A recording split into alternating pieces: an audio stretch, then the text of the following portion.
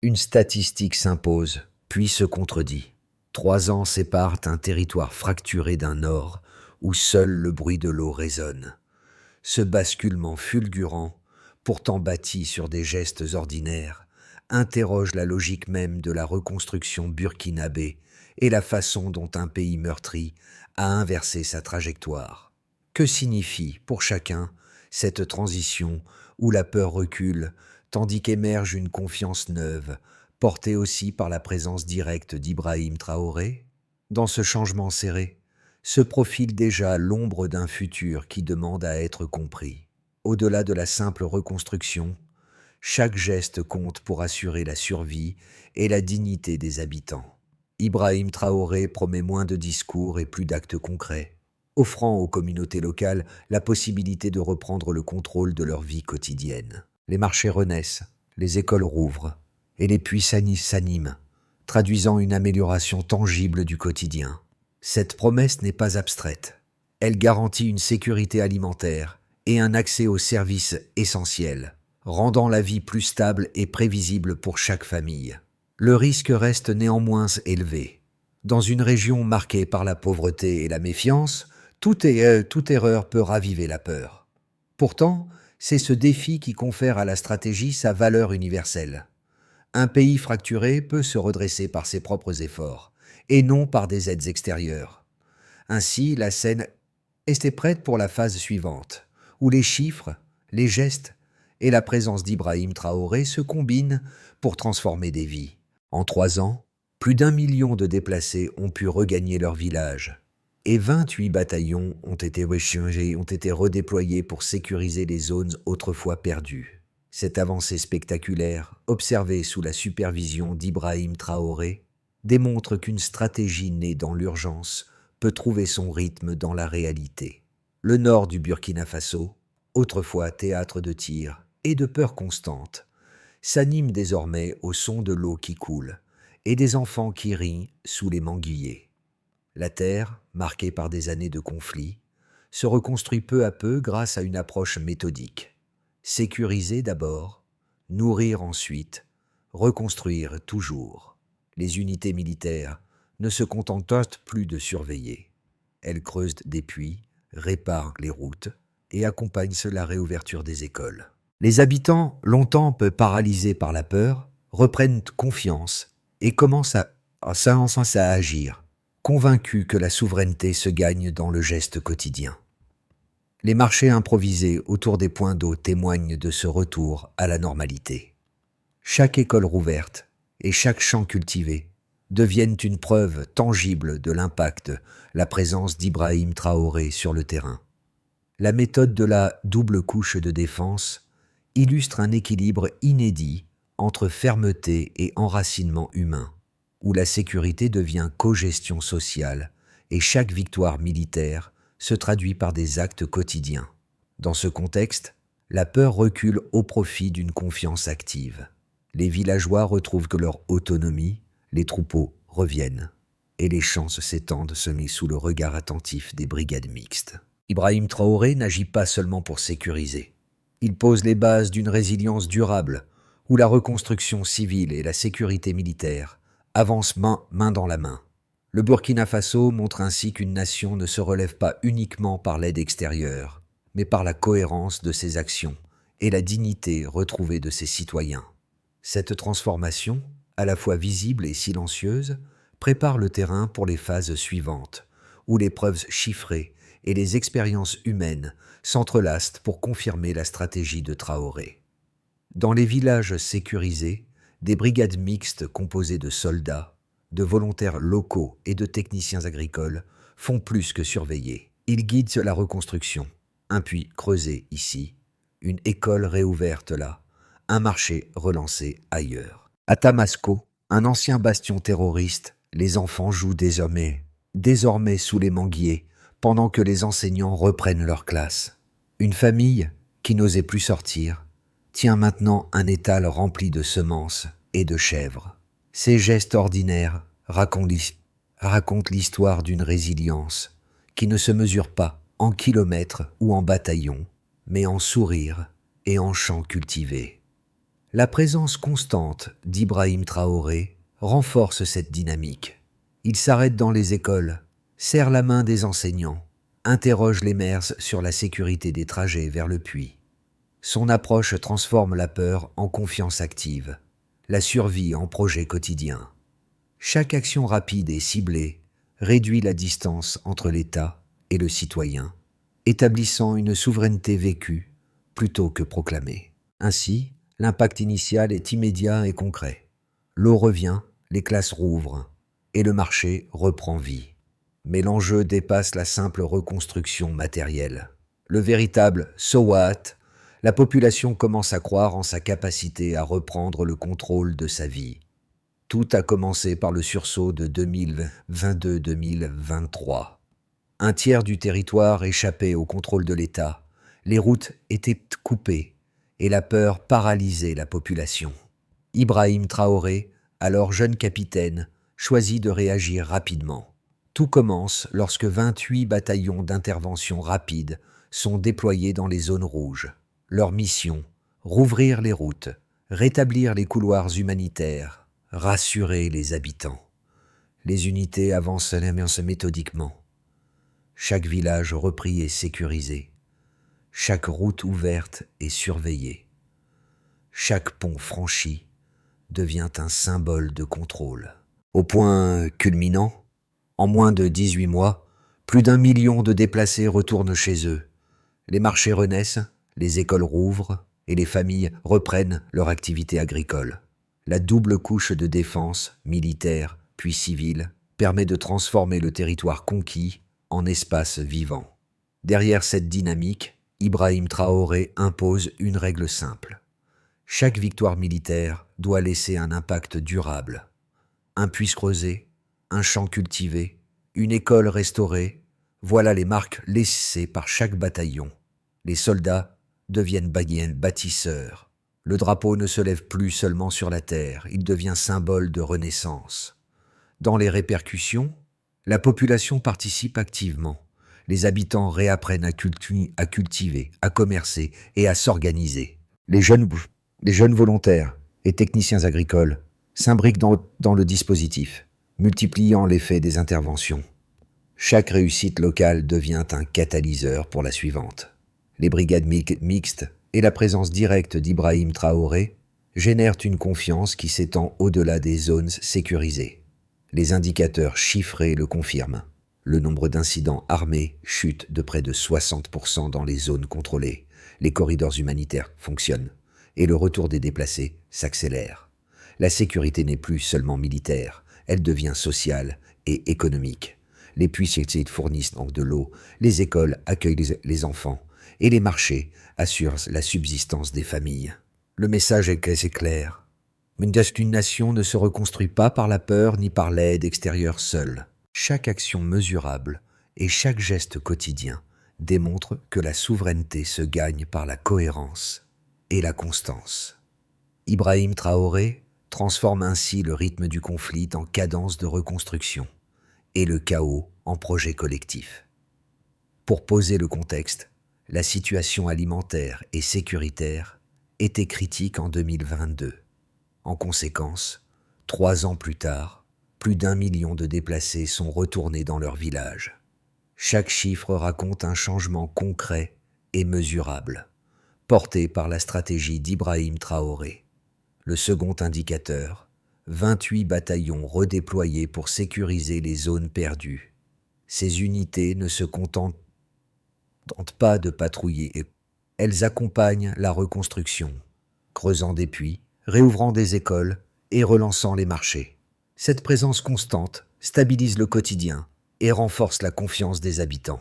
Troisième chiffre, 592 milliards de FCFE investis entre 2022 et 2025 dans l'agriculture et les infrastructures rurales. Chaque franc injecté est suivi, contrôlé et relié à des objectifs précis: irrigation, élevage, semences et formation. Résultat, la production de riz local augmente de 11% dès la campagne 2025 et les importations alimentaires chutent d'1/4. Chaque point de pourcentage représente des milliers de familles qui mangent le fruit de leur propre travail. Ces mesures ont des retombées sociales et économiques directes. Les coopératives rurales doublent leur nombre, les programmes de microcrédit et les filières agricoles créent des emplois techniques et renforcent la souveraineté alimentaire. Les écoles rurales accueillent à nouveau des élèves et servent de centre de distribution pour les repas issus de la production locale. Le Programme alimentaire mondial, convaincu par les résultats, achète désormais directement auprès des paysans burkinabés. La sécurité suit la même tendance. Depuis 2023, le nombre d'incidents armés chute de près de 60% dans les zones sous contrôle du dispositif double couche. Les corridors humanitaires fonctionnent, les routes rouvrent et le retour des déplacés s'accélère. Chaque puits creusé, chaque récolte réussie, chaque classe réouverte devient une preuve tangible de la cohérence de la méthode Traoré. Ainsi, Baseline Delta, d'une nation fragmentée, à un pays qui retrouve sa souveraineté quotidienne. Les chiffres démontrent la force d'une approche systématique, où la donnée est traduite en actes concrets et mesurables. Ibrahim Traoré relie la politique de chiffres à l'humain, prouvant qu'une transformation radicale est possible avec méthode et constance. Deux visions s'affrontent sur la politique d'Ibrahim Traoré. Premièrement, certains observateurs occidentaux estiment que l'approche burkinabé risque d'isoler le pays et de restreindre les libertés. Ils craignent qu'une économie fondée sur l'autosuffisance et la fierté nationale se referme sur elle-même, ralentissant les échanges régionaux. Les mots populisme ou repli reviennent souvent dans leurs analyses. À l'inverse, la population locale perçoit ces actions comme une conquête de dignité et de survie. Pour les Burkinabés, la souveraineté alimentaire, l'autonomie énergétique et la reconstruction des services publics ne sont pas des concepts abstraits, mais des preuves tangibles de résilience. Un agriculteur d'Abé résume simplement « Quand nous cultivons le riz qui nourrit nos enfants, ce n'est pas de la politique, c'est la liberté. » Cette phrase condense l'expérience vécue par des millions de familles qui voient leurs conditions de vie s'améliorer chaque jour. Réponse équilibrée. Les deux visions coexistent et chacune apporte un éclairage. Le risque d'isolement existe si les partenariats extérieurs se ferment. Mais nier les avancées concrètes reviendrait lié à ignorer les chiffres et les gestes tangibles. Les marchés revivent, les écoles rouvrent, les troupeaux s'étendent et la peur recule. La méthode de Traoré repose sur une discipline systématique, combinant sécurité et reconstruction civile, ce qui réduit le potentiel d'échec et maximise les impacts mesurables. De plus, les initiatives de microfinancement et les coopératives locales renforcent le tissu économique et social. Les jeunes formés deviennent techniciens agricoles, les veuves retrouvent leur autonomie, et les enfants mangent mieux grâce aux cantines scolaires locales. Ces preuves sur le terrain réfutent l'idée d'un isolement économique complet et montrent que le modèle burkinabé, bien que critiqué, produit des résultats concrets et reproductibles. Hans Tillmann. Reconnaître le débat international tout en soulignant les succès tangibles permet de présenter une image complète. Ibrahim Traoré agit non pas pour plaire aux observateurs, mais pour bâtir une souveraineté durable. Les chiffres, les actions et la présence directe convergent pour démontrer qu'une politique locale peut transformer profondément la société, sans attendre l'approbation extérieure. Une paix vécue, pas seulement proclamée. Le nord du Burkina Faso change à vue d'œil. Les puits fonctionnent, les enfants retournent à l'école et les marchés reprennent vie. Les brigades mixtes supervisent chaque action. Mais c'est quoi la population qui tient les rênes? Ibrahim Traoré ne se contente pas de sécuriser. Il initie un contrôle humain du terrain, transformant chaque victoire militaire en acte civique durable. Cette approche fragile mais efficace crée un effet domino. Les villages autrefois désertés se repeuplent, les écoles rurales accueillent à nouveau les enfants, et les familles reprennent leurs activités agricoles. Les coopératives locales se multiplient et le lien social renaît, consolidé par la coordination entre soldats et civils. Chaque action génère une confiance accrue, et chaque succès local encourage le suivant. Le paysage se transforme sous nos yeux. Là où la peur dominait, l'espoir s'installe. Cette double couche de défense devient un modèle pour la souveraineté quotidienne. La présence directe d'Ibrahim Traoré et l'implication active des habitants montrent qu'un pays meurtri peut se relever grâce à la méthode et la persévérance, et non par miracle. Les conséquences de la reconstruction burkinabé se font sentir à travers plusieurs sphères. Pour les nations rurales, les champs sont de nouveau cultivés et la production agricole locale augmente. La production de riz a progressé de 11% dès la campagne 2025. Les villageois ont repris leur culture, les coopératives doublent leur effectif et l'accès à l'eau est assuré grâce aux puits construits. Ces changements permettent aux familles de retrouver autonomie et sécurité alimentaire. Pour les entreprises locales, l'économie rurale se renforce avec des ateliers et petites usines agroalimentaires. Le label Made in Burkina Faso se développe, créant des emplois techniques et stables. Les jeunes artisans et agriculteurs vendent leurs produits localement et sur les marchés régionaux, améliorant leurs revenus. Chaque franc investi dans ces infrastructures génère des effets multiplicateurs visibles dans la communauté. Pour les dynamiques sociales, les écoles et cantines scolaires sont réactivées avec des produits locaux. Le Programme alimentaire mondial achète directement auprès des paysans burkinabés. Les enfants mangent mieux, les femmes travaillent dans les cuisines et les communautés retrouvent un rythme de vie normal. Le lien social, longtemps affaibli, se renforce par ces initiatives concrètes et visibles. Pour le rayonnement régional, le Burkina Faso devient un exemple pour le Sahel. Les médias évoquent le modèle de dignité et la souveraineté alimentaire inspire les pays voisins. La réussite des programmes agro-pastoraux et éducatifs attire l'attention des investisseurs africains. Ainsi, la nation transforme ses acquis locaux en influence régionale, démontrant la viabilité d'une reconstruction axée sur la dignité et la résilience. À travers ces 4 groupes, la méthode d'Ibrahim Traoré prouve que la reconstruction ne se limite pas à la sécurité ou aux infrastructures. Elle touche directement la vie quotidienne. Les chiffres, les marchés et les actions locales sont la preuve tangible que le Burkina Faso a converti sa stratégie en résultats réels et mesurables. Chaque victoire quotidienne, petite mais cumulée, constitue un pas vers une souveraineté durable. La consolidation, base, la plus probable. La croissance agricole se stabiliserait autour de 5%.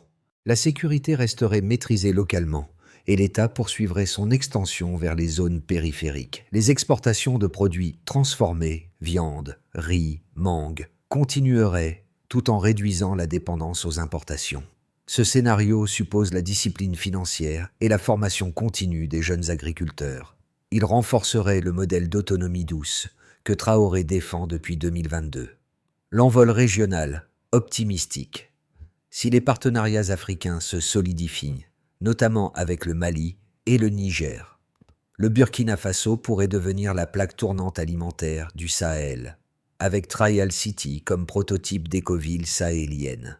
Les exportations agroalimentaires pourraient doubler d'ici 12 mois, attirant de nouveaux investisseurs africains. La réussite symboliserait l'émergence d'un bloc sahélien fondé sur la dignité partagée. Cependant, cette trajectoire exige stabilité politique régionale et neutralité bienveillante des grandes puissances. La rechute, worst, combinaison de sécheresse, tensions régionales et fatigue économique. La hausse des prix mondiaux du carburant ou des engrais fragiliserait les programmes agricoles. Une baisse de confiance publique compromettrait l'unité sociale patiemment reconstruite.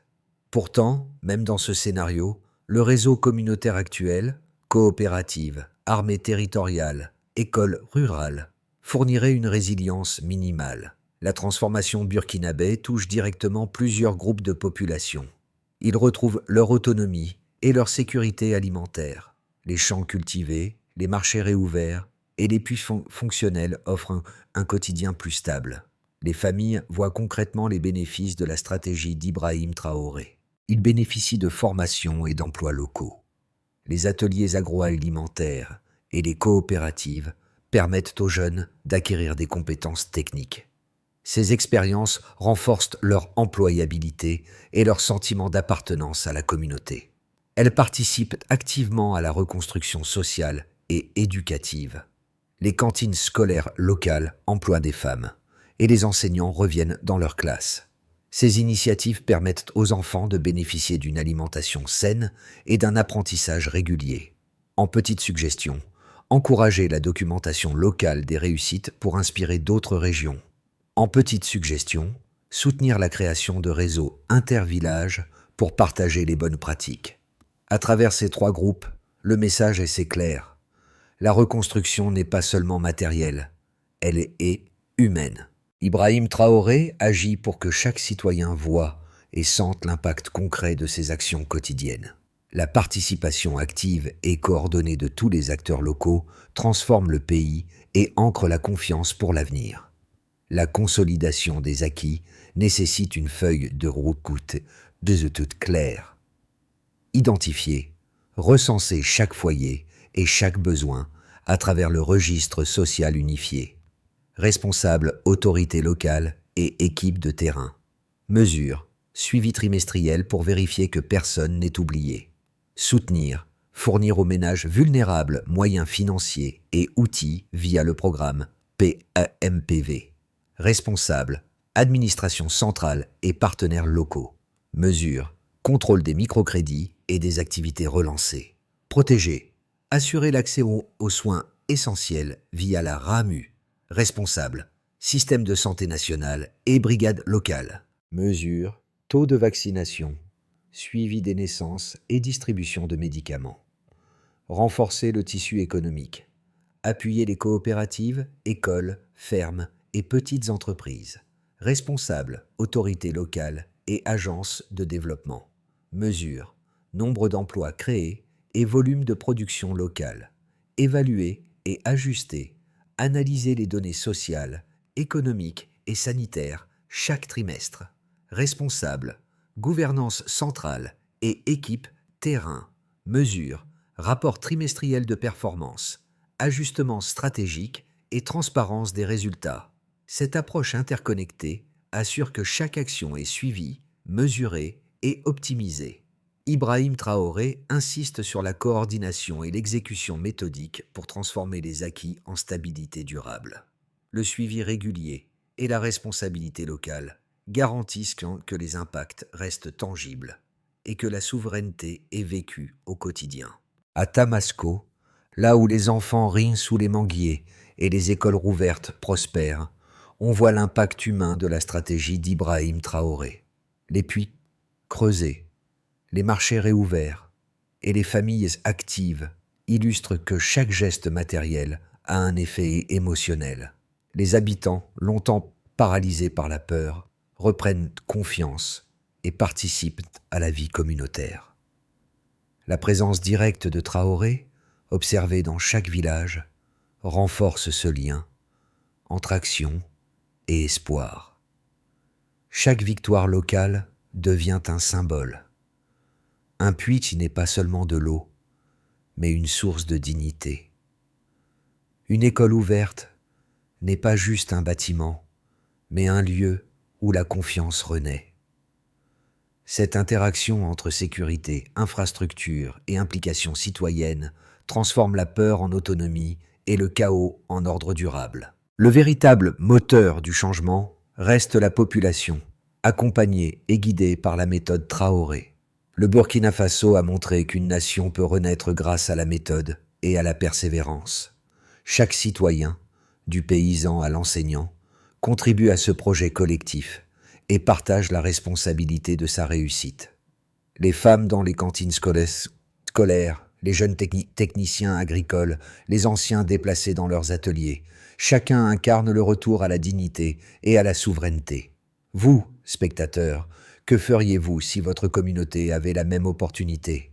Le message dépasse les frontières.